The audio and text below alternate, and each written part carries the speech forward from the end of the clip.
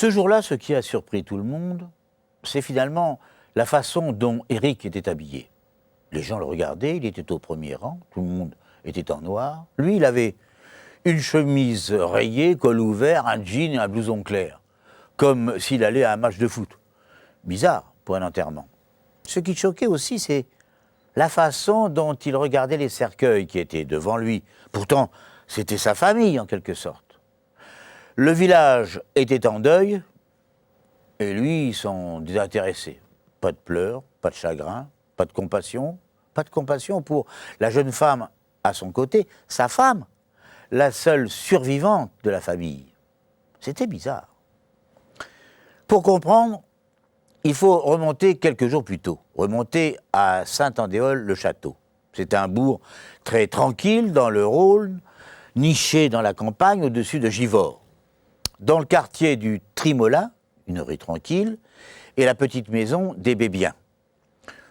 Sans prétention d'architecture, mais à l'intérieur, on y était au chaud, parce que c'était des gens bien, comme on disait. On les connaissait au village depuis des années. Les parents, c'était Odette et Vincent. Odette était infirmière de nuit à l'hôpital de Givors, une encore jolie femme, blonde et tout sourire. Vincent, le père, venait enfin de retrouver un travail. Vincent, le fils, avait un poste dans une grande surface des environs. Quant à Aline, la gamine de 17 ans, en troisième au lycée professionnel, elle préparait un CAP d'habillement et surtout elle s'enthousiasmait pour l'Olympique lyonnais, ce qui n'est nullement défendu à une jeune fille. Restée Samantha, 27 ans, mariée elle, et mère de 3 enfants, Samantha habitait Givors en Isère. Son mari, Éric, orphelin après la mort accidentelle de son père, était entré dans la famille Bébien il y a longtemps, il y avait 15 ans. Les Bébiens l'avaient recueilli et élevé comme un fils. Un peu plus tard, lorsque Samantha avait dit qu'elle était amoureuse de lui, on avait fait la fête et on les avait mariés. Ils avaient 3 petits que Vincent et Odette gâtaient comme pas possible. Tout le clan vivait dans la bonne humeur. Rien ne laissait présager le drame. Il était près de 10 heures du matin ce jour-là lorsque Odette est rentrée de l'hôpital où elle avait travaillé toute la nuit. Les voisins ont entendu Duc, le chien, lui faire la fête. Le berger allemand est très bruyant, qu'il soit joyeux ou furieux. Comme tous les jours, Odette a joué quelques instants avec son chien, puis elle l'a attaché pour qu'il ne la dérange pas durant sa sieste. Odette, évidemment, ne pouvait pas savoir qu'elle signait ainsi son arrêt de mort. 1 heure plus tard environ, on ne sait pas précisément, l'un des voisins a entendu Duc aboyer, mais pas longtemps, ce qui aurait dû signifier que la personne qui entrait dans la maison ne représentait aucun danger. Odette se reposait déjà dans sa chambre au premier étage et personne n'a plus rien entendu. Il est vrai que la maison des Bébiens est tout de même assez isolée. Il était environ 18h30 et je sortais de la mairie. Là, c'est Simon Boiron, le maire de Saint-Andéol, qui dépose devant la cour d'assises. Drôle d'odeur dans l'air. J'ai regardé du côté du quartier du Trémolin. Il y avait une énorme fumée dans le ciel. J'y suis allé pour voir si tout était sécurisé. Lorsque le maire arrive devant la maison des Bébiens, il sait déjà qu'il ne s'agit pas d'un feu de jardin, c'est un véritable incendie qui ravage la demeure. D'ailleurs, le toit s'effondre, les voisins s'écartent précipitamment. Simon Boiron va ajouter une phrase lourde de sens. Les volets étaient fermés, mais ce qui m'a inquiété, c'est la présence devant la maison des 2 voitures de la famille et le scooter du gamin. Apparemment, ils étaient rentrés chez eux, mais on ne les voyait nulle part. Il faudrait une petite heure aux pompiers pour éteindre l'incendie. À ce moment-là, le mauvais pressentiment du maire se vérifie. Les pompiers, en entrant dans la maison, découvrent d'abord le corps du père, Vincent, près de la porte d'entrée. Dans la chambre des parents, sur les restes du lit, un autre corps, celui d'Odette. Près de la porte, Vincent, le garçon, et la petite Aline dans sa chambre. Tous les corps sont en partie brûlés. Ce que les pompiers vont apprendre au maire est terrible. En plus, ils ont découvert des traces d'hydrocarbures dans plusieurs endroits, et aussi les restes d'un bidon. En bref, l'incendie est d'origine criminelle. Tout le village est stupéfait, mais qui donc a voulu tuer les Bébiens ? Lorsque le lendemain, les gendarmes vont voir le maire, ils lui révèlent ce qu'a découvert le médecin légiste. Les Bébiens n'ont pas été victimes de l'incendie, ils étaient morts avant, tués à coups de 22 longs-rifles. Très vite, l'affaire fait les gros titres du journal de la région, Le Progrès. La stupeur, l'effroi s'emparent de tous les habitants du village. Personne ne connaît d'ennemis à Vincent et à Odette. On sait qu'une seule arme a été utilisée, mais on ne l'a pas retrouvée. Une piste, elle concerne Christophe, l'ami de Vincent, le fils. Christophe et Vincent sont inséparables. Ils sont tous les deux membres du même club de supporters de l'OL.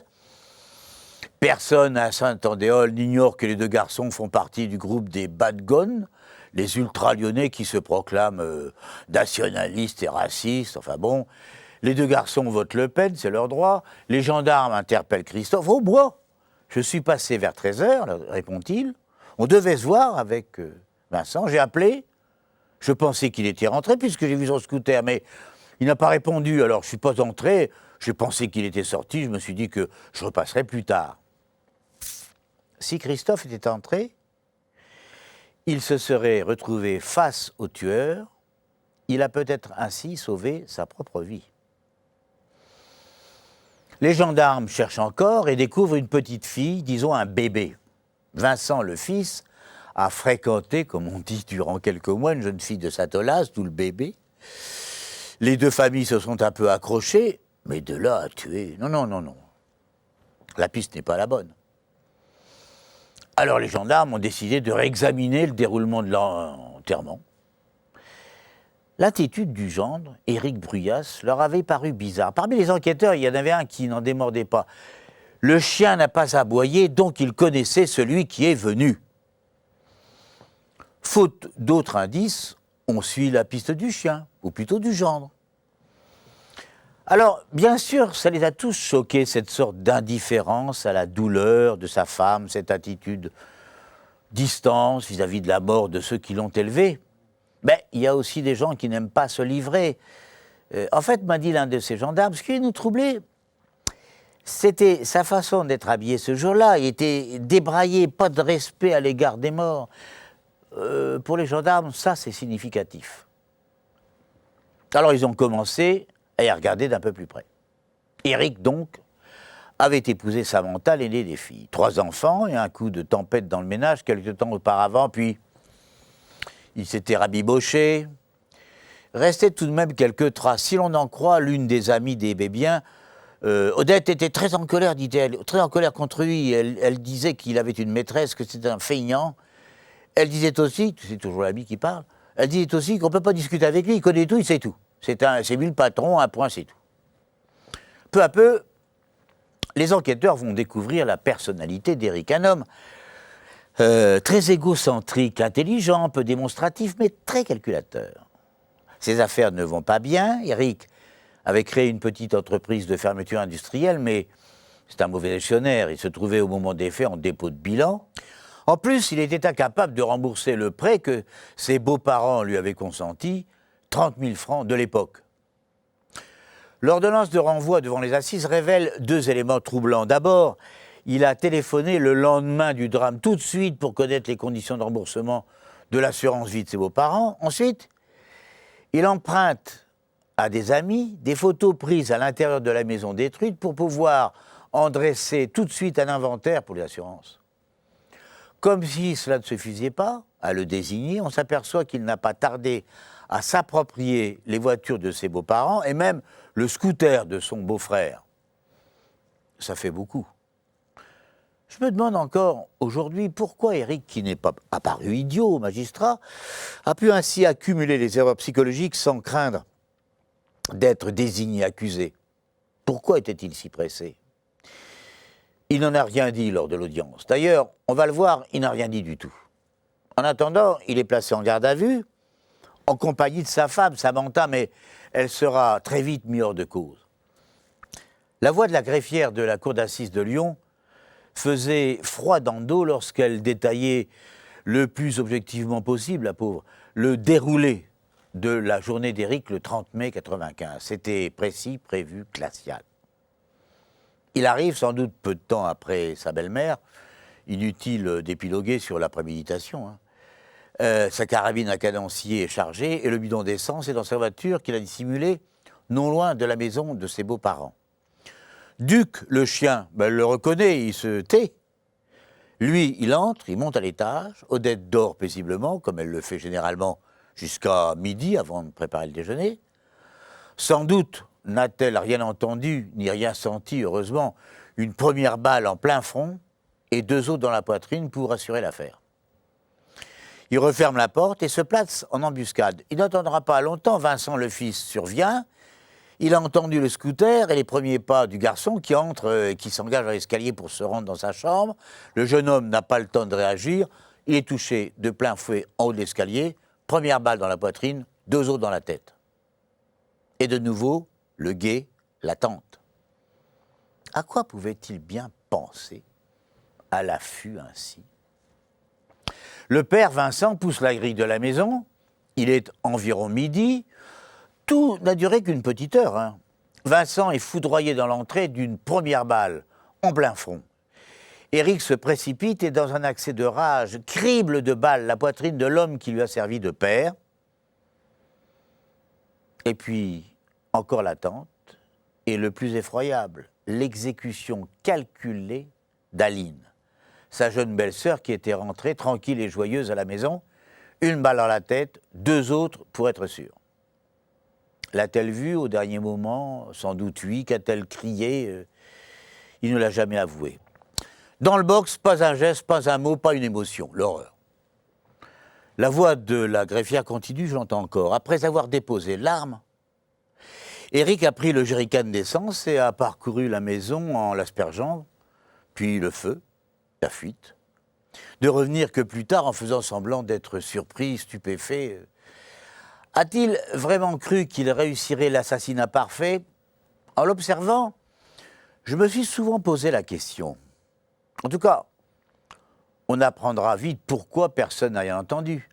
Lorsque les gendarmes sont allés récupérer la carabine dans le Rhône, là où Éric leur avait indiqué s'en être débarrassé, ils se sont aperçus qu'il avait pris la précaution, avant le crime, de scier le canon et d'y adapter un silencieux.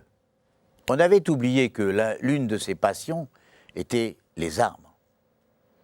Voilà comment. Maintenant, pourquoi? Éric ne dira jamais la vérité, même au procès, même au juré.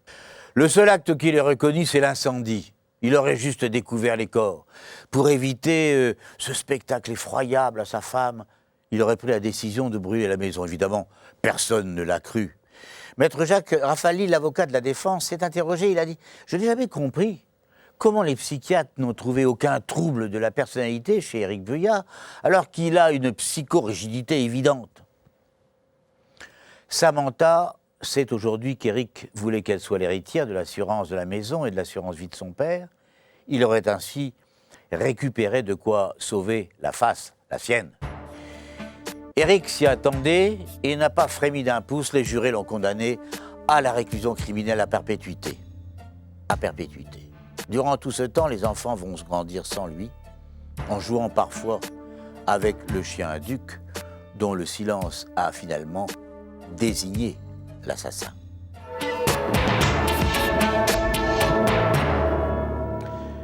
Dans le box, elle avait l'air d'une bête traquée, il est vrai, qu'elle jouait ses dernières chances et qu'elle les a finalement perdues. Elle risquait la réclusion à perpétuité, l'avocat général l'avait réclamé. Le crime a failli être parfait, ce dossier est immonde dans ses moindres détails. C'est un crime barbare. Les jurés l'ont finalement condamnée à 25 années de réclusion criminelle. Elle s'appelle Geneviève Montillet. Elle a tenté de supprimer son mari pour toucher l'assurance vie. Elle a voulu faire tuer son concubin par ses propres enfants, mais quelle preuve! Tout commence le 1er novembre 1992, vers 18h sur le chemin des Nielles au Cap d'Antibes. Dans un appartement donnant sur la rue, 2 amis discutent, soudain ils entendent le bruit d'un choc dans la rue. L'un des garçons sort à toute vitesse, il aperçoit un homme étendu sur la chaussée, son vélo défoncé près de lui. Le temps de réaliser, la voiture a disparu. Alors le blessé est transporté immédiatement à l'hôpital. Il est sans connaissance, il souffre de plusieurs fractures, son état est très sérieux. Tandis qu'on le soigne, une enquête est ouverte sur les causes de l'accident et surtout le délit de fuite, mais avouons-le, les choses traînent un peu, sauf que le 26 janvier, soit 3 mois après, une dame vient déclarer au commissariat d'Antibes la mort de son compagnon. Il s'appelle Éric de Vriant. Le nom dit quelque chose, on se souvient de l'accident. La dame décline son identité, Geneviève Montillet. Elle était la compagne d'Éric, décédé le 15 janvier chez elle. Et elle ajoute que le corps a été incinéré le 18 janvier. Quant au vélo, il a été détruit, vous savez, il était hors d'usage, ajoute Madame Montillet. Tout est allé très vite, même au goût des policiers qui se retrouvent les mains vides, plus de victimes, plus de cordes, plus de vélo, autant dire rien. En réalité, c'est sans doute cet empressement qui a mis la puce à l'oreille des enquêteurs. Ils cherchent un peu et découvrent d'abord que le mort était sous curatelle et se trouvait donc en état de dépendance juridique autant qu'en état de faiblesse. Et que ni sa curatrice, ni sa propre mère n'avaient été consultés au sujet de la crémation. Du coup, on fouille un peu plus et on découvre que Madame Montillet avait, en quelque sorte, récupéré le blessé en le sortant de l'hôpital, récupéré d'une façon qui semblait tout de même un peu étrange. Les médecins voulaient le diriger, le blessé, vers un établissement où il aurait dû recevoir des soins adaptés à son état, resté tout de même très grave. Mais Geneviève Montillet avait insisté pour qu'il le soit ramené chez elle. Poursuite de l'enquête, la Caisse d'épargne et plusieurs compagnies d'assurance font savoir aux enquêteurs qu'entre mai 89 et octobre 92, 8 contrats d'assurance vie sur la tête d'Éric, au bénéfice de Geneviève de Montillet, avaient été souscrits. L'une des compagnies d'ailleurs précisait qu'une partie de ces contrats portait une signature visiblement falsifiée. Et une autre compagnie d'assurance soulignait un élément intéressant pour les policiers, un contrat souscrit quelques semaines avant l'accident prévoyait un versement d'une somme de 500 000 francs, à l'époque, en cas d'accident de la circulation. Si c'est une coïncidence, elle est troublante. Geneviève Montillet devient la suspecte numéro 1. Première question, pour incinérer le corps, il a bien fallu un certificat de décès. Alors il existe, il est signé d'un médecin que personne ne connaît, et qui définit la cause de la mort par fausse route. Alors c'est une définition médicale de l'asphyxie par obstruction de la trachée, je me suis renseigné. Interrogé sur son diagnostic, ce médecin dira plus tard que, bon, il confirme rien, que c'était peut-être tout simplement un arrêt cardiaque. Difficile à vérifier alors que le corps a été brûlé. L'expert ne pourra ensuite qu'avancer des hypothèses sur la cause de la mort d'Éric. Et ce sera la chance de Geneviève Montillet. Car on va vite s'apercevoir qu'elle avait programmé la mort de son compagnon. Encore fallait-il le prouver. Éric de Vriant était en fait doté, je cite le rapport d'expertise, doté d'une structure psychopathique et d'une immaturité psycho-affective certaine.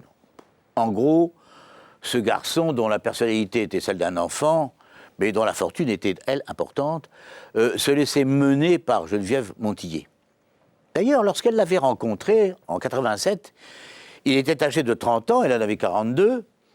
Elle l'avait évidemment rapidement séduit. Une fille leur était née la même année. Auparavant, Geneviève, elle avait divorcé vite fait bien fait de son premier mari, le père de ses fils, des jumeaux Fabrice et Valérie. 2 garçons qui vont d'ailleurs jouer un rôle important dans l'affaire. En fait, durant près de 3 ans, l'enquête reste au point mort. Je suis même persuadé qu'à ce moment-là, Geneviève Montillet, qui s'était d'ailleurs constituée partie civile, normal, au nom de sa fille mineure, qu'elle était persuadée d'avoir réussi son coup. Mais les compagnies d'assurance, arguant qu'une enquête était ouverte, rechignaient à verser les indemnités des contrats d'assurance vie. Les enquêteurs et la famille d'Éric n'arrivaient pas à se convaincre que les choses s'étaient passées comme le prétendait Madame Montillet. En mars 1998, le juge d'instruction demande aux policiers de Marseille de reprendre un petit peu le dossier. Et les choses vont se précipiter car 3 mois plus tard, l'ex-mari de Geneviève allait ouvrir la boîte de Pandore. Au cours d'une conversation téléphonique, le père demande à l'un de ses fils, Valérie, comment se porte le jumeau. Il lui dit, ton frère, il faut qu'il déculpabilise, ça le poursuit cette affaire. Et il ajoute, aucune mère ne demande ça à ses enfants. Ensuite, Le père continue, il parle de son ex-femme. Tu sais, chez elle, c'est juste effacé dans sa tête. Elle s'invente un scénario très propre, puis elle s'attache à ce scénario. Je suis sûr qu'elle n'aura jamais de honte vis-à-vis de sa fille. Et toujours l'ex-mari. Puis un jour, sa fille, la fille d'Éric, elle lui demandera de quoi est mort papa. Eh bien, je vais te dire, nous, on lui balancera, nous, quand elle sera adulte. On le sent, le père et les fils n'ont aucune sensation d'être surveillés, écoutés. Geneviève elle-même ne se méfie pas. Et les policiers l'entendent exprimer clairement son appréhension d'être de nouveau interrogée. Au procès, d'ailleurs, elle va s'écrier « Mais tout ça, c'est des mensonges !»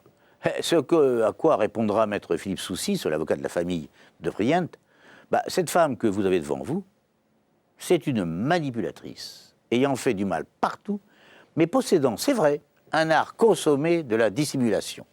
Les policiers sentent qu'ils sont sur la bonne piste, celle qu'ils recherchaient depuis longtemps. Le 19 janvier 1999, ils interpellent tout le monde. Et cette fois, tout va très vite, car l'un des deux fils, Fabrice, finit par dévoiler les secrets de la diabolique d'Antibes. Les policiers l'écoutent avec attention. Et pour beaucoup d'entre eux, c'est la découverte des limites de l'horreur. Il révèle, le fils, que quelques jours avant l'accident, sa propre mère lui avait demandé de tuer Éric. Elle m'a dit qu'il allait devenir dangereux pour elle et pour Emmanuelle, la petite, et qu'elle avait peur qu'il se livre à des sévices sexuels sur sa fille. J'y ai pas beaucoup cru, mais j'avais besoin d'argent, alors j'ai dit oui. L'autre fils, Valérie, il avait déjà refusé l'offre de sa mère, mais il apprendra que son frère a accepté lorsque celui-ci, quelques semaines plus tard, après, lui avouera « Tu sais, je crois que j'ai fait une grosse connerie. Tu sais ce que maman m'a demandé ?» À cet instant, mieux vaut savoir que Geneviève avait laissé ses deux fils s'enfoncer dans la drogue, comme on dit. En réalité, elle les tenait à sa merci, car elle seule pouvait leur donner l'argent nécessaire à leur consommation et à leur trafic. Elle en prélevait même une partie des bénéfices.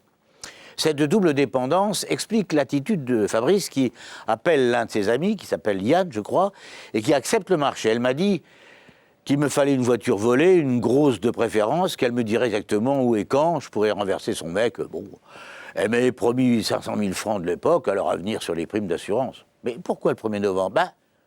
Elle m'avait dit que les indemnités étaient plus fortes les jours fériés. La reconstitution minutieusement détaillée par maître Michel Vallergue, l'avocat de la partie civile, va permettre d'ailleurs de constater que Yann a suivi le cycliste durant une vingtaine de minutes. Il a attendu que la voie soit déserte pour accélérer et percuter Éric. Alors, sous la violence du choc, le corps a tapé d'abord le pare-brise avant de rouler sur le toit puis de retomber à l'arrière.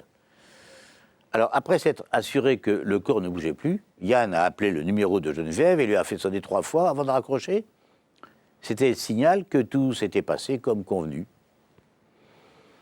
Devant les aveux de Fabrice et de Yann, Geneviève n'a pas pu tenir longtemps. Elle a donc fini par avouer qu'elle avait préparé l'accident, mais elle s'est défendue comme un beau diable d'avoir tué Éric. Elle a également confirmé qu'elle avait forcé Éric à signer quelques contrats d'assurance, puis avoir imité sa signature sur les autres. Citation de ses aveux. Bon, autant faire d'une pierre deux coups s'il était tué que ça serve à quelque chose. Yann a bouclé ses aveux, lui, avec une précision qui ajoute à la perversité de Geneviève Montillet.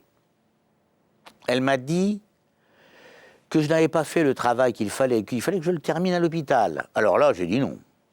Mais elle, tenace, elle a tenté d'en finir elle-même, dans la chambre du malade.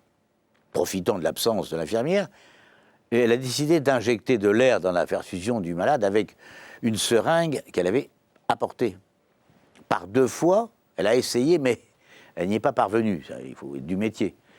C'est à ce moment-là, je pense qu'elle a décidé de ramener le malade chez elle pour être plus tranquille. Elle l'a été car les médecins ne sont pas parvenus à se mettre d'accord sur les causes éventuelles du décès d'Éric. L'essentiel pour Geneviève Montillet était d'obtenir un certificat médical. L'ayant obtenu d'un médecin qui ignorait qu'une enquête était ouverte, elle avait donc tout loisir de procéder discrètement à l'incinération, les traces concrètes d'une tentative de meurtre étant ainsi effacées. Lors de la perquisition à son domicile, les enquêteurs ont constaté la présence d'un ensemble de substances dont l'administration surdosée pouvait très facilement entraîner un arrêt cardiaque.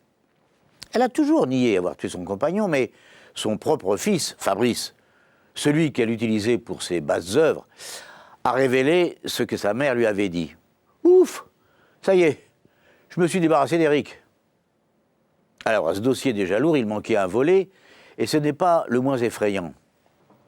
En fait, on a découvert que Geneviève avait auparavant organisé 2 tentatives de meurtre. D'abord sur son premier mari, René. Cela se passait en 85 et Geneviève venait de rencontrer Éric et surtout sa fortune. Elle avait recruté par petites annonces un individu qui avait accepté de tuer le mari pour 300 000 francs.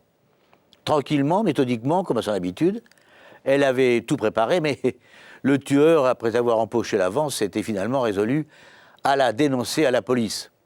Le mari avait passé l'éponge avant de s'échapper d'une proximité aussi dangereuse. La plainte était restée sans suite. Mais la diabolique n'avait pas perdu son appétit des primes d'assurance. Quelques mois après sa rencontre avec Éric, alors que leur fille venait de naître, Éric s'était retrouvé à l'hôpital, la tête profondément touchée. Geneviève Montillet avait persuadé son fils Fabrice de braquer un fusil de chasse sur la tempe du malheureux. Éric en était réchappé de peu. Fabrice, lui, n'avait que 12 ans. 12 ans. Lorsque sa mère lui a ordonné de tuer cet homme. Toute la vie de Geneviève Montillet a été une sorte de voyage au bout de l'enfer. Mais le démon, c'est elle.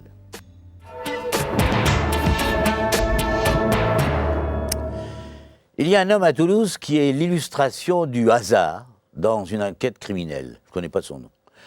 Le 21 juin 2002, cet homme découvre de nouveau garé près de chez lui la voiture qui l'intrigue depuis quelques jours. C'est une Clio jaune au logo de la Poste. Il l'a remarquée depuis plusieurs jours. D'abord parce qu'on l'a changée de place 2 ou 3 fois. Le soir, en lisant la Dépêche du Midi, ce monsieur apprend qu'on recherche une Clio jaune aux couleurs de la Poste. Alors, il téléphone aux gendarmes et c'est ainsi qu'on a su qu'Elisabeth Raquin avait été tuée. On l'a cherchée depuis le 13 juin, elle s'était volatilisée et la fugue, ça n'était pas son genre. Je vous le dis tout de suite, la Clio, on va la passer au peigne fin, on ne trouvera rien. Sauf qu'elle avait les portières fermées. Donc, celui qui avait les clés savait ce qu'Elisabeth Raquin était devenue. Qui est Elisabeth Raquin? C'est une femme de 52 ans, brune, cheveux courts, disons assez ronde. Elle était vêtue d'une robe à motif beige lorsqu'elle a disparu. Elle était l'un des cadres supérieurs de la Poste dans la région, réputation de rigueur, bosseuse, pas vraiment facile de comportement dans son environnement professionnel. Elle savait gérer. Ses voisines décrivent, elles, un personnage aimable, abordable, une femme très gentille, mais finalement peu présente. Disons, l'une d'elles, disons qu'elle vit un peu en vase clos avec ses filles et son fils. C'est ce que résume l'une de ses voisines. Pas de mari? Ah si, justement, mais on y vient. Le 13 juin, Elisabeth Raquin avait plusieurs rendez-vous importants dans plusieurs entreprises. On devait même préparer son pot de départ, se souvient l'un de ses collaborateurs, et le 13 juin, c'était surtout le matin où l'une de ses filles passait le bac. Donc, pas un jour à fuguer. Et pourtant, elle avait disparu, sa voiture aussi. Première hypothèse des enquêteurs qui écartent tout de suite une incartade amoureuse, l'a-t-on agressée pour voler la voiture? L'a-t-on attaquée en croyant qu'elle transportait des fonds? Elisabeth Raquin habitait place de la Fontaine à Villefranche, dans l'ancien appartement de fonction de la trésorerie générale. Ses 2 filles de 15 et 19 ans y séjournaient également, tandis que son fils Adrien, l'aîné, occupait lui un studio sur le même palier. Le studio, justement, rien de particulier, observent les enquêteurs, sauf que le plancher vient d'être vigoureusement lavé à l'eau de Javel et brossé. Adrien est mis sous surveillance. Les gendarmes découvrent qu'il a loué une camionnette quelques jours auparavant. On la retrouve, on y décèle des traces de sang. Adrien, arrêté à Villefranche et placé en garde à vue. Son père, Mehdi Alem, est intercepté à Blanc-Ménil, dans la région parisienne. Il était en possession d'un revolver chargé et armé, précise le procureur de la République. Et pourquoi un revolver chargé? Que craignait ainsi Mehdi Alem? Donc, on cherchait le mari, on trouve le père. Adrien avait des relations très suivies depuis quelque temps avec son père. On retrouvera des traces de plusieurs voyages au but mal défini entrepris par les deux hommes. À l'évidence, un climat de secret entourait leurs activités. C'est donc aux deux hommes que l'on va demander en premier, mais où est Elisabeth? Qui a changé la voiture de place à Toulouse? Mehdi Halem, le père, est un personnage étrange dont les gendarmes s'emploient à faire le tour de la personnalité. C'est un homme de taille moyenne, chevelure poivre et sel. Il a une certaine allure. Il est né en Algérie en 1948, naturalisé français. Il est arrivé en France avec ses parents. Bonne scolarité au lycée Turgot à Paris. Des études supérieures d'économie. Un profil apparemment attrayant pour la jeune Elisabeth lorsqu'elle l'a rencontrée. Elle n'avait que 20 ans. Mais les choses ne sont pas claires. Mehdi Halem apparaît puis disparaît. La naissance des enfants n'y fait rien. Il n'y a pas de stabilité dans sa vie, pas d'emploi défini. Personne ne connaît précisément ses activités ni ses ressources.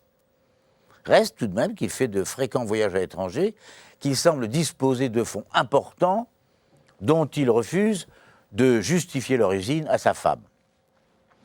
Elisabeth Raquin va vite se rendre compte qu'il va falloir l'assumer seule, l'éducation de ses 3 enfants. Très vite, les gendarmes vont découvrir que la jeune femme, lassée de l'attitude de son mari, exaspérée également par le mystère dont il entoure sa vie, elle a demandé le divorce. On lui a confié la garde des enfants, mais son mari, pour échapper au versement des prestations compensatoires, s'était déclaré sans ressources. Furieuse d'être ainsi humiliée, Elisabeth Raquin avait réclamé une vérification des revenus de son mari. Cette requête aurait obligé Mehdi Halem à dévoiler ce qu'il voulait cacher. En réclamant ainsi de savoir, Elisabeth n'a-t-elle pas signé son propre arrêt de mort? En attendant, les deux hommes, le père et le fils, sont interrogés. Questionné sur ses relations avec ses parents, Adrien décrit son père comme un être admirable et cultivé et ne dissimule pas son ressentiment à l'égard de sa mère. C'est elle qui est responsable du divorce, c'est à cause d'elle que notre famille a éclaté. Cette attitude intrigue les enquêteurs qui intensifient leurs interrogatoires. Mais si le père, Mehdi Halem, continue d'affirmer qu'il est étranger à la disparition de sa femme, Adrien craque, il avoue, il révèle enfin l'endroit où se trouve le corps d'Elisabeth Raquin. L'horreur. Dans une sorte de sentier à peine dessiné, on découvre les traces de la crémation du corps d'Elisabeth. Et puis plus bas, au pied d'une petite falaise à côté, là, des restes du tronc et d'une jambe. La découverte du corps calciné de la postière fait la une du journal La Dépêche du Midi. À partir de ce moment, le juge d'instruction doit examiner 2 versions, celle du père, celle du fils. En commun, ils reconnaissent que le matin du 13 juin, Elisabeth Raquin sort de son appartement, il est 7h30, elle se presse pour sa journée de rendez-vous. Sur le palier, elle est appelée par son mari et son fils, qui se trouvent dans le studio de l'autre côté du palier. On apprend ainsi que Mehdi vivait chez Adrien durant ses séjours à Villefranche. Elle pénètre dans le studio, sans doute agacée d'être ainsi retardée. Mehdi va avouer, là, c'est vrai, nous nous sommes disputés au sujet du divorce. En fait, pour accepter la procédure, il la faisait chanter. Il exigeait qu'elle prenne en charge tous les frais d'avocat et qu'elle lui cède une partie de ses biens. Donc, elle m'a donné un coup de raquette de tennis. Furieux, j'ai pris l'appel qui se trouvait là, je lui en ai tapé un coup sur la tête. Elle est tombée, je ne sais plus quoi faire. Adrien, lui, dira ceci, j'ai croisé ma mère dans l'escalier, je suis descendu promener le chien. Lorsque je suis remonté à l'appartement, j'ai trouvé mon père debout à côté du corps de ma mère. Au procès de Rodez, le premier procès, Adrien ajoutera « J'étais furieux, j'avais envie de lui donner des coups, mais je ne voulais pas qu'il aille en prison, c'est pour cela que je l'ai aidé. » Les 2 hommes entassent le corps d'Elisabeth dans la voiture de location, puis s'attachent à nettoyer le studio des taches de sang. On sait que les scientifiques de la gendarmerie en trouveront tout de même de ces traces. Le corps va rester dans la voiture plus de 24 heures, on commence à s'inquiéter dans la vie de la disparition de la postière. Dans la soirée, le père et le fils vont aller, ils le disent, déposer le corps de la mère sur le bord de la route dans un fossé, donc près de Limogne, en Quercy. Ces aveux ne satisfont pas les enquêteurs, persuadés que les choses ne se sont pas passées comme ça. Et c'est alors qu'apparaît un 3e personnage, il s'appelle Matteo Polanski. C'est un ami d'Adrien. Et ce qu'il va raconter est horrible. Il n'en variera jamais. Il dit, Adrien m'a d'abord dit qu'il voulait tuer quelqu'un. C'était sa mère, il m'a demandé si je voulais l'aider. J'ai dit oui. Alors, avant d'aller plus loin, qui est Matteo? D'abord, c'est un être marqué par le malheur. C'est un enfant abandonné à 4 ans en Colombie. Le gosse a subi là-bas tous les malheurs de la rue. Il a été affamé, battu, violé, finalement recueilli et adopté par un couple belge, quelques temps plus tard. Matteo Polarski n'était pas parvenu à se reconstruire, à se débarrasser des règles de la rue telles qu'il les avait subies. D'ailleurs, au procès en appel à Montpellier, l'un des psychiatres dira « Ce garçon est en réalité la conséquence d'une enfance décapitée ». C'est fort, ça. Hein. En fait, le seul être auquel il est attaché, c'est Adrien. Il l'a rencontré quelques années auparavant. Étrangement, cet attachement est générateur d'un profond mystère. Au policier, Matteo va écrire une 3e version de la mort d'Elisabeth. Vous allez voir, la version d'exécution. Ce matin-là, révèle le Colombien, d'un air assez placide d'ailleurs, j'étais dans le studio, le père aussi. Adrien a appelé sa mère lorsqu'elle est sortie de chez elle. Elle est venue, il lui a dit « Assieds-toi ». Elle a souri et elle s'est installée sur une chaise. Elle s'est étonnée qu'il lui bande les yeux. « Je vais te faire une surprise », il a dit. Matteo poursuit. Mehdi était caché dans la salle de bain. Il est entré, il tenait une pelle entourée de serviettes. Il a tout de suite tapé sur la tête de la femme. Elle est tombée, mais elle vivait encore. Alors Adrien a pris la pelle et il a tapé aussi de nouveau. Et elle a crié à son fils « Mais qu'est-ce que tu fais ?» Et il a répondu « Tu vois bien, je te tape ?» Et il a frappé plusieurs coups. Lorsqu'il a refait le récit devant les jurés de Rodez, Matteo parlait d'une voix calme, comme détachée du récit qu'il faisait. C'est effrayant. Ils étaient tous les deux tremblants, dit Matteo. Ça n'en finissait pas, alors j'ai pris la pelle, puis j'ai tapé aussi. Ensuite, je lui ai ligoté les poignets, les jambes. Elle a vomi d'ailleurs. J'ai pris une couverture, je l'ai mis sur la tête, puis je me suis assis dessus pour l'étouffer. Ça a été long, au moins 20 minutes. Dans le box, à côté de lui, Adrien se bouchait les oreilles pour ne pas entendre, les 2 mains plaquées sur les côtés de la tête. Silence glacial dans la salle d'assises. Les jurés ne parvenaient pas à détacher leur regard du visage de Matteo. Aucun sentiment ne semblait l'animer alors qu'il poursuivait. Adrien m'a donné 20 € pour aller acheter de l'essence et une bâche. Ensuite, ils iront à Toulouse garer la Clio d'Elisabeth, puis ils vont dans le Lot pour se débarrasser du cadavre. Je l'ai arrosé d'un mélange d'huile et d'essence, ça a pris, mais c'est Matteo qui continue de parler, mais lorsque je suis revenu le lendemain, tout n'était pas brûlé, alors j'ai jeté ce qui restait au fond de la falaise. Et qu'est-ce que vous avez fait ensuite, demande le président, qui connaît la réponse. On est allé avec Adrien à la fête de la musique à Toulouse. 2 jours avant le procès, coup de théâtre, Mehdi Halem se pend dans sa cellule. Bizarre quand même qu'il ait pu échapper à la surveillance de ses gardiens à la veille des procès, enfin. Il n'avait pas osé se présenter devant la cour d'assises de Rodez. Jusqu'au bout, il avait nié le récit de Matteo. Il ne restait donc que 2 hommes pour connaître la réalité entre les 2 versions. Et surtout 2 questions. Matteo raconte-t-il les faits tels qu'ils se sont produits? Si oui, pourquoi? Alors qu'il se charge de la culpabilité de la mort d'Elisabeth Raquin, ne dégage-t-il pas la responsabilité d'Adrien en confortant son récit, la version de ce dernier? Aux 2 procès, les experts ont avoué qu'ils ne pouvaient pas trouver d'explication à l'attitude de Matteo Polanski. L'un d'eux avancera. Il voulait entraîner Adrien dans une sorte de suicide social collectif. En quelque sorte, il ne voulait pas qu'Adrien le quitte en restant libre. Un autre psy trouvera, peut-être, la clé de sa violence à l'égard d'Elisabeth Raquin. En tuant la mère de son ami, Matteo Polanski aurait en réalité tué sa propre mère, la femme qu'il avait abandonnée.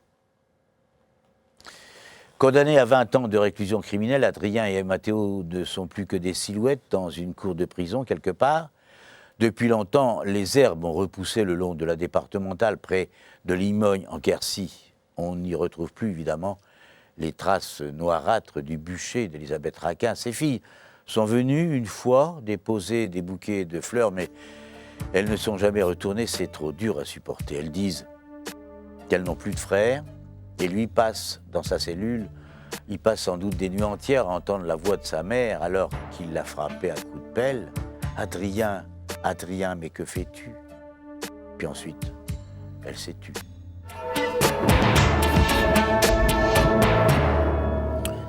On était le 8 novembre 2003. Ce soir-là, il faisait sombre dans la cour d'appel de Lyon.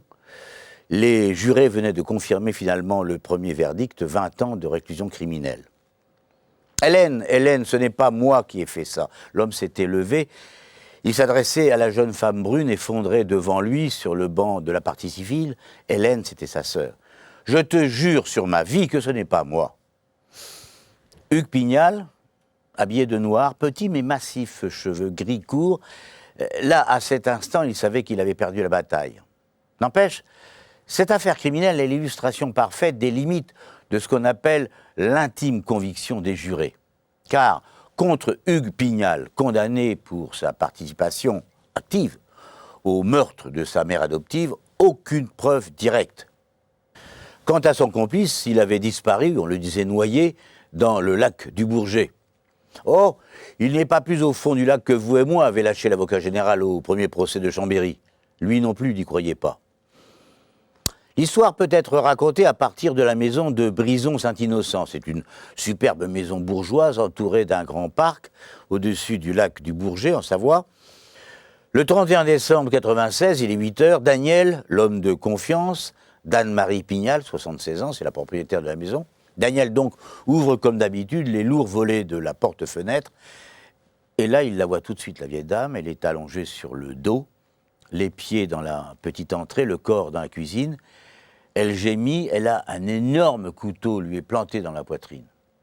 Le jardinier se précipite pour lui porter secours. La blessée murmure « J'ai mal, j'ai froid, j'ai peur ».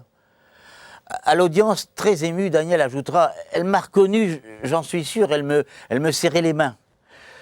Très vite, les secours interviennent. À l'un des médecins, Anne-Marie Pignal murmure on a sonné, je suis allé ouvrir, 2 hommes m'ont agressé, l'un d'eux m'a saisi à la gorge.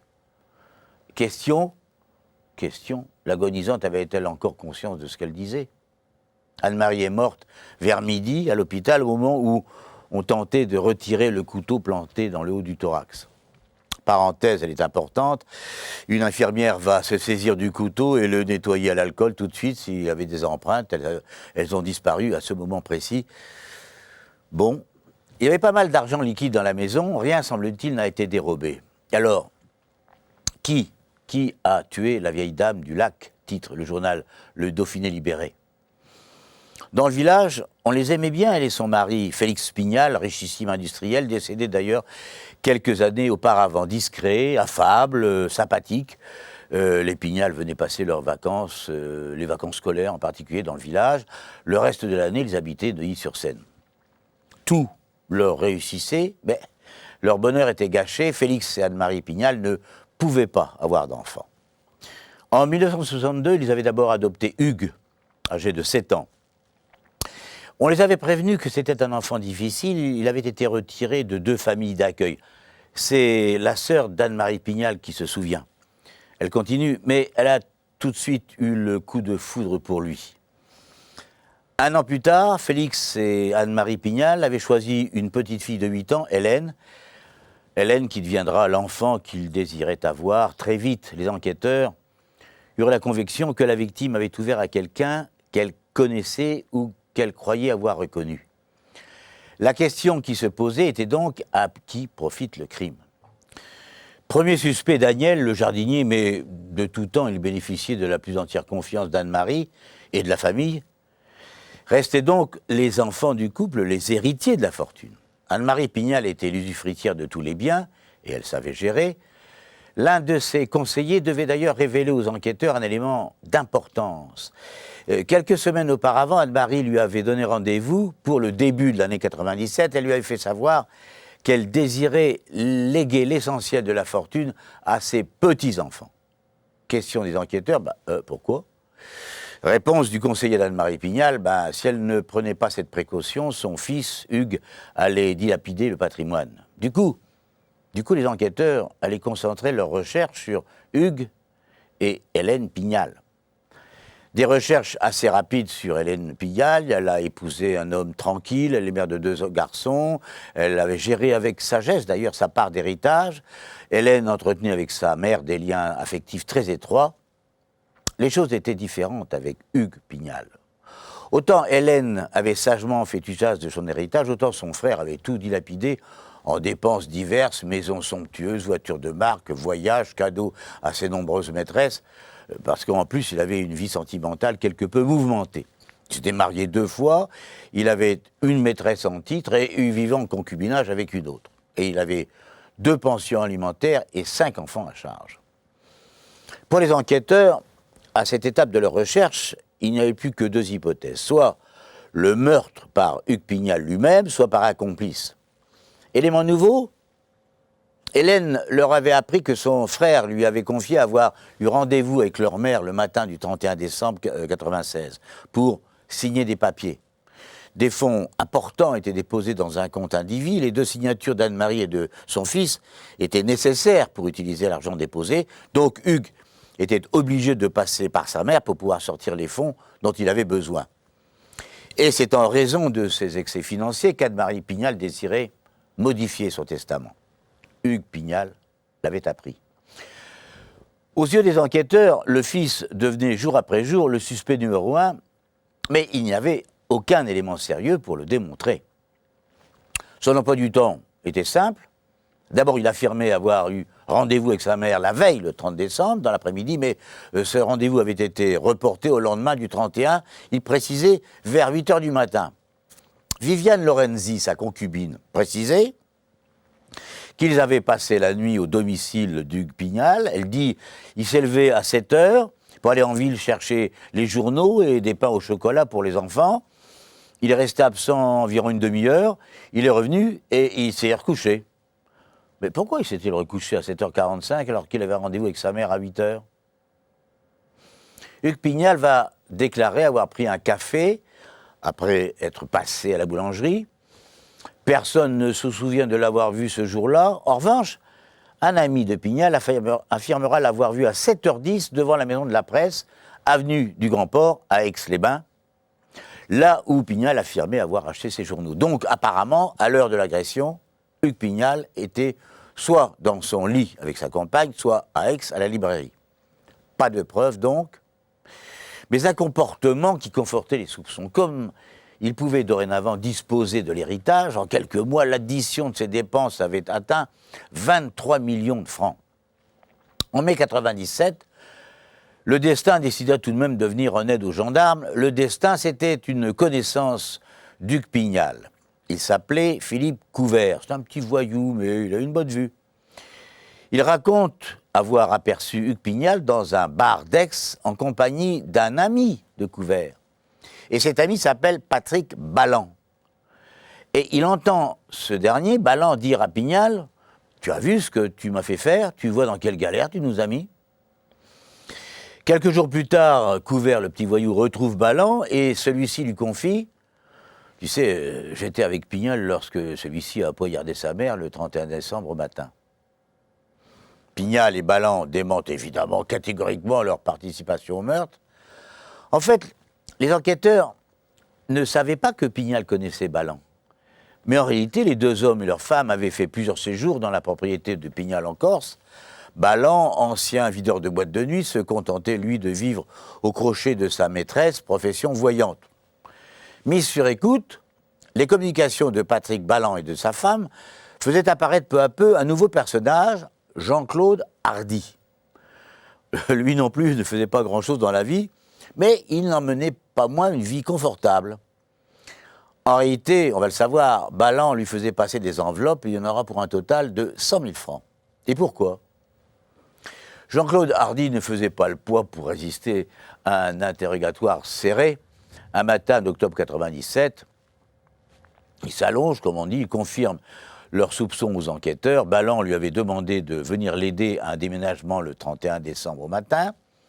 Dans la camionnette, Hardy avait fait la connaissance de Pigalle, c'est celui qui conduisait. Arrivé à Brison-Saint-Innocent, Pigalle avait sonné au portail. Une dame âgée était venue leur ouvrir. Rapidement, il raconte toujours, une dispute avait éclaté entre cette dame et Pignal. Le couple était entré dans la maison, tandis que Balland et Hardy restaient dehors. Puis soudain, silence. Après quelques instants d'hésitation, Balland et Hardy étaient entrés. Et puis ils avaient vu la femme à terre, un énorme couteau dans la poitrine. Pignal avait dit « Bon, elle est morte, on s'en va ». Et au cours du trajet de retour, Hugues Pignal n'avait cessé de dire « C'est un accident, hein, c'est un accident ». Puis il leur avait promis de les récompenser s'ils gardaient le silence. Hardy n'a plus jamais varié dans son récit, précisant tout de même, loyalement, entre guillemets, qu'il n'avait pas vu Pignal poignarder sa mère, il n'avait vu que le corps et le couteau planté. Patrick Balland, finalement, un jour dans le cabinet du juge, sans vouloir accuser directement Pignal, avait fait savoir au magistrat que Jean-Claude Hardy disait vrai. Un demi-aveu qui serait évidemment d'un poids énorme au cours du procès. Une menace qui a d'ailleurs disparu d'une façon étrange le 21 juillet 2000. Alors ce jour-là, Patrick Balland, sa femme et deux amis effectuaient une promenade en bateau sur le lac du Bourget. Un temps superbe, le calme plat. Patrick, dit sa femme, a voulu réparer quelque chose sous la coque, il a plongé. Il n'est pas remonté, alors on l'a cherché.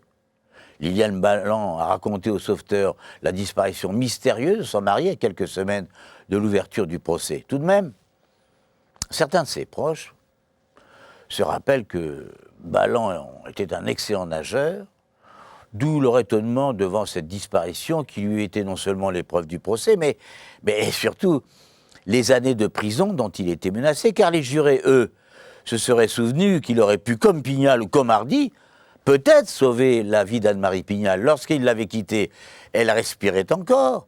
Elle avait dû agoniser, disons, près d'une heure avant l'arrivée des secours. Si Hardy n'a été condamné qu'à 1 an de prison pour cette non-assistance, Hugues Pignal, lui, a été par 2 fois à Chambéry et Lyon, condamné à 20 ans de réclusion criminelle. Reste que le dossier comporte des zones d'ombre.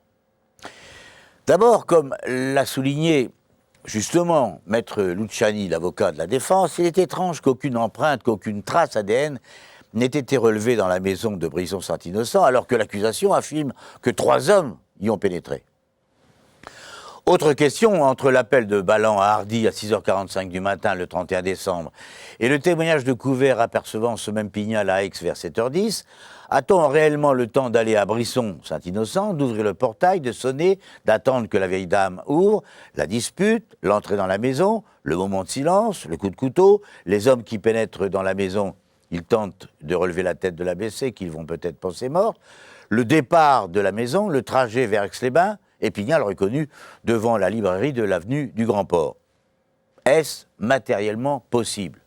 Le trajet est de 16,54 km, et cela, ça a été calculé, ne laisse que 4 minutes aux 3 hommes pour vivre ce qu'a raconté Jean-Claude Hardy. On a posé la question, les jurés l'ont écarté. Et il reste un dernier mystère plus grave, celui-là. Anne-Marie Pignal, au cours de ces quelques moments de conscience à l'hôpital, n'a jamais répondu à cette autre question. Qui, madame? Qui vous a poignardé?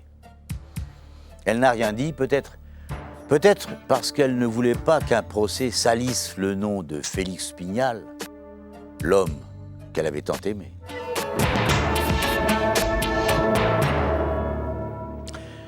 Le garçon s'est avancé vers la femme attachée sur la chaise. Il l'a embrassée sur le front et lui a dit « Ne t'inquiète pas, tu vas bientôt rejoindre ton mari ». Alors elle a fermé les yeux, elle avait compris que le supplice n'était pas fini. Aujourd'hui encore, les jurés de la cour d'assises de l'Hérault ont un goût amer dans la bouche lorsqu'ils se souviennent de Cédric Bellec. Cette histoire, cruelle, atroce même, révèle brutalement les cicatrices des jeunes enfants maltraités, une violence qui conduit certains aux limites extrêmes de la barbarie. C'est le cas de Cédric Bellec, l'homme qui a torturé et tué, l'homme et la femme qui l'avaient recueilli. 2 heures d'horreur pour les jurés de Montpellier, le 23 octobre 2003. Dans le box, 3 hommes et une femme Cédric Bellec, Éric Tirard, Michael Catherine et sa sœur Laetitia. 4 personnages au parcours marqué par l'abandon et la violence. 4 jeunes qui ont accepté sans trop de difficultés le fait de tuer après avoir torturé et dépouillé. Cédric Bellec, debout dans le box, un barbare à la gueule d'ange, écrit d'ailleurs Pascal Aigret dans sa chronique du Parisien. Il dévoile, comme détaché de son récit, comment il a fantasmé puis organisé l'agression de ses parents adoptifs. Les 2 corps avaient été retrouvés sans difficulté par les gendarmes le vendredi 15 décembre 2000. Dans l'après-midi, la femme de ménage était arrivée comme tous les jours chez Philippe Aimé Narret à Lunel. Bizarrement, la porte était ouverte, c'était inhabituel, elle était entrée, puis elle avait vu tout de suite que quelque chose de grave s'était passé. Il y avait des taches de sang sur le sol et un revolver était posé sur la table de la cuisine. Les gendarmes avaient suivi les traces de sang jusqu'au petit débarras au bout du jardin, ils avaient forcé la porte, soulevé la trappe, menant à la cave à vin. Là, ils avaient découvert 2 corps, chacun étant enroulé dans un dessus de lit retenu par des bandes adhésives. Tout de suite, ils avaient identifié les victimes. Philippe Narret, 48 ans, pilote de ligne sur Air France, et son épouse, Aimée, 57 ans, une ancienne institutrice. L'examen de ces 2 corps avait tout de suite révélé de nombreuses traces de coups et les signes surtout d'une longue agonie. Très rapidement, les soupçons s'étaient portés sur un garçon de 19 ans du nom de Cédric Bellec. Il n'y avait aucune trace d'effraction, c'était donc un familier qui était entré. Et par ailleurs, les ennuis que rencontrait le couple avec ce garçon étaient connus de tous. Les Narret avaient d'ailleurs mis leur maison en vente pour s'éloigner de lui. Cédric était en réalité le demi-frère de la fille de Philippe Narret. Isabelle était une fille naturelle du pilote d'Air France, une enfant qu'il avait retrouvée et recueillie. Cédric et Isabelle avaient donc la même mère. On apprendra que les Narret n'avaient pas voulu au départ séparer le frère et la sœur. Ils avaient donc tenté d'élever aussi Cédric, en vain. Le portrait de Philippe et d'Aimée Narret est assez rapide à faire. Mariés depuis 13 ans, ils formaient un couple très sympathique, très ouvert aux autres, apprécié de leurs nombreux amis. Le portrait de Cédric Bellec est beaucoup plus difficile à faire. Il faut d'abord dessiner celui de sa mère, Viviane. Viviane, elle va refuser de venir témoigner aux assises, elle va expliquer « Oh je lui ai écrit en prison pour savoir s'il allait bien, il m'a répondu que je pouvais crever, alors j'ai arrêté de lui écrire. » Viviane Bellec a eu 7 enfants de 4 pères différents. La vie ne lui a pas été facile, il faut le reconnaître. Le père de Cédric était un homme violent, alcoolique, et l'enfant n'était pas désiré et va vite devenir le souffre-douleur du père. Ma mère disait tout le temps qu'elle aurait préféré avorter. C'était le seul garçon, racontera l'une des sœurs au juré, le seul garçon, et les choses diaboliques que Cédric porte en lui viennent de son père. Il a entretenu une sorte de peur permanente chez Cédric. Il le battait, Cédric, jour et nuit. Il lui disait « Tu pleures, t'es pas un homme ». Son avocat, Jacques Martin, décrit ainsi ce début de vie. Maltraité, délaissé, il a été nourri au biberon de l'alcool et de la violence. Il a 6 ans, Cédric, lorsqu'il s'enfuit, mais on le rattrape, son père, ivre et provocateur, se tranche une main au hachoir devant l'enfant, qui évidemment n'oubliera jamais. Après, ce sera la tournée des familles d'accueil, mais Cédric est trop dur, trop violent pour être accepté de temps à autre. Sa mère lui promet de le reprendre auprès d'elle, puis elle l'abandonne totalement. « Je n'en pouvais plus de ces bêtises », dira-t-elle aux gendarmes. Et une fois de plus, Cédric est chassé. Isabelle, sa sœur préférée, elle est récupérée par son père, Philippe Narret. Alors donc, je vous l'ai dit, le couple accepte de recueillir le frère. Tout pourrait s'arranger, une nouvelle vie. Mais les démons sont là qui détruisent tout. Cédric vole, se drogue, devient menaçant. Isabelle se fâche avec son père. Avant de l'adopter définitivement, il voulait une recherche ADN, une preuve définitive de sa paternité. Et Isabelle laisse Cédric seul chez les Narret. Celui-ci ressent comme un affront personnel cette demande de preuve de paternité à l'égard de sa sœur. Au bout de 4 ans, Philippe le chasse à son tour, fatigué des disputes et des excès. Cédric va donc se retrouver dans un foyer de jeunes travailleurs à Béziers. Et là, il rencontre Laetitia. Et cette rencontre sera sans doute capitale, Parce qu'à son propre désespoir s'ajoute maintenant celui de son amie. Elle vient, elle aussi, d'une famille désunie. Comme ses deux sœurs, elle a été placée par un père totalement indifférent dans des familles d'accueil. Et là, ça ne s'est pas bien passé. Elles ont été, chacune à leur tour, victimes d'attouchements sexuels et de maltraitance. Elle s'est enfuie. Et Cédric, pour elle, c'est le premier qui l'écoute et surtout qui la comprend. Elle va donc lui raconter la haine qu'elle éprouve pour tous ces gens qui l'ont souillée. Et il lui promet de les tuer. Donc quand il lui raconte ce qu'il va faire, elle l'accepte. Et propose même que son frère Michael les rejoigne. Lui, c'est un simple voyou, un dealer, comme son autre complice d'ailleurs, Éric Tirard, qui les rejoint. À ce moment, Cédric est comme une grenade dégoupillée dont le ressort peut être libéré à chaque instant. C'est finalement la veille de l'agression que tout s'était décidé. Cédric va dérouler les faits dans un détachement total, un silence pesant dans la salle des assises. Cédric et Michael étaient revenus à Béziers, rejoints par Laetitia. Ils étaient d'accord pour un braquage. L'idée d'ailleurs était d'aller passer le nouvel an à Amsterdam et d'y fumer et y perdre l'esprit. Cédric avait désigné, choisi ses parents adoptifs. Au départ, il n'était pas question pour nous de les tuer, avouera Laetitia, mais de les braquer simplement. Elle ajoutera tout de même plus tard, mais je crois que lui, il voulait les tuer. Cédric va donc téléphoner au Naré pour s'informer. Oui, ils seront là le lendemain, oui, il peut passer. Le lendemain, donc, il sonne à la porte. Philippe lui ouvre le portail automatique. Cédric entre normalement, alors que Michael se glisse derrière les haies. Avec les Narés, Cédric parle, bavarde. Il voulait savoir ce que je voulais devenir, il m'énervait avec leurs questions. L'accusé raconte au juré. Alors, je suis ressorti, puis on est revenu avec Michael. Là, les Narés se rendent compte du tractard et découvrent le complice qui les menace de son revolver. Il ordonne au couple de se coucher à terre. Aimé était encore en peignoir. Philippe et sa femme sont ligotés, chacun sur une chaise, les yeux bandés par du scotch épais. Aimé est bâillonné. J'avais peur qu'elle me convainc de les laisser tranquilles, précisera Bellec plus tard. Il va placer le revolver sur la tempe de Philippe et lui extorquer ainsi les codes des cartes bancaires. Michael, lui, s'en va effectuer plusieurs prélèvements sur les distributeurs des environs. Jusque-là, au fond, aucune brutalité n'a été commise. Les choses changent brusquement lorsqu'il revient. Michael frappe le premier Philippe à coups de crosse car le pilote veut se rebeller. Cédric saisit alors une longue lampe électrique et le frappe à son tour. Aimée tente de s'y opposer, elle est à moitié nue, elle demande d'aller se changer dans la salle de bain. Elle pense ainsi pouvoir, avec son portable, appeler les secours, mais les garçons y pensent, défoncent la porte et est à son tour traîné et attaché. Philippe va donc être frappé sur le crâne et la nuque à coups de crosse et de lampe, jusqu'au moment où Cédric réalise qu'il est mourant quasiment. Dans un dernier sursaut, Philippe va crier « Aimé, je t'aime ». Puis il est de nouveau battu avec une violence déchaînée. Aimé supplie Cédric « Mais sauf Philippe, je ne veux pas le voir souffrir ». Alors Cédric va se retourner vers Aimé et lui crier « T'inquiète pas, dis au revoir à ton mari, tu vas le rejoindre ». Puis il va lui boucher les narines avec du Chatterton en criant « Crève, salope, mais crève donc !»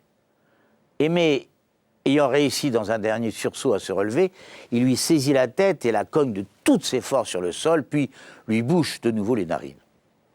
Aimé est ainsi morte d'asphyxie. L'horreur, ça n'est pas fini.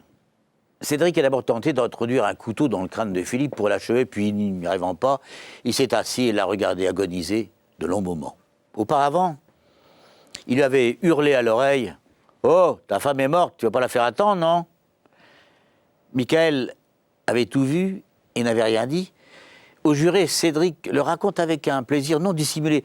Michael, il se bouchait les oreilles, il entendait craquer les os de la tête de Philippe lorsque je le frappais. Il y avait tellement de plaies sur la tête que ça giclait de partout. Plus je tapais, mieux je me sentais. Il y avait de l'adrénaline qui montait. À cet instant de l'audience, les jurés de Montpellier se voyaient tétanisés non seulement par l'horreur du récit, mais surtout par la froideur de Cédric Bellec. Aucun regret à l'égard de ceux qui avaient voulu l'aider. Le lendemain des meurtres, le troisième membre de la bande, Éric Tirard, était arrivé, il avait vu les cadavres. Bellec lui disant « Je te présente mon père et ma mère ». Tirard, sans trop de scrupules, volait la montre de Philippe sur le cadavre et fouillait la maison pour récupérer ce qu'il pouvait emporter. Pendant ce temps, Cédric enveloppait les corps de Philippe et d'Aimé avec des dessus de lit, puis les jetait dans la cave à vin. On les a trouvés. Après avoir fumé plusieurs joints et bu une bouteille de champagne, qu'on a retrouvée d'ailleurs, les 3 hommes étaient repartis à Béziers. Ce n'est que le lendemain qu'ils avaient imaginé de faire dissoudre les corps dans de l'acide. Ils l'avaient vu faire à la télé, ils pensaient que c'était facile. Ils étaient donc parvenus à acheter des bidons d'acide chlorhydrique, puis étaient revenus à la maison des Narets. Mais, à la vue des voitures de gendarmerie, ils avaient pris peur, s'étaient détournés, puis ils avaient finalement abandonné la voiture quelques kilomètres plus loin. 12 heures plus tard, les 4 complices étaient arrêtés. Cédric Bellec avait tout révélé dans la première demi-heure de sa garde à vue. Les enquêteurs l'avaient laissé parler. Ils n'avaient jamais entendu une horreur pareille.